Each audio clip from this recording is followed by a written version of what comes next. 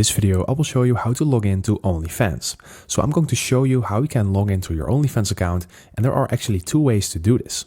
So the first way is by going over to your browser and then logging into the website onlyfans.com, or you can log in to OnlyFans when you have added it to your home screen on your phone. And as you can see, I have it on my home screen while it is not downloadable from the App Store.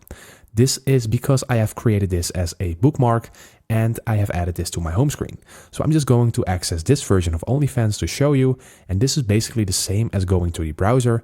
You will just see this login section in here, and here you just need to fill in your email address that is created with an account on OnlyFans, or you can sign in with X or with Google. So go ahead and fill in your details. I'm just going to fill in my email and my password, and then I'm going to click on login. So as you can see, I'm logged in right now, and now I can just start using the app. So I hope this video helped you out. Please leave a like and consider subscribing, and then I see you in the next one.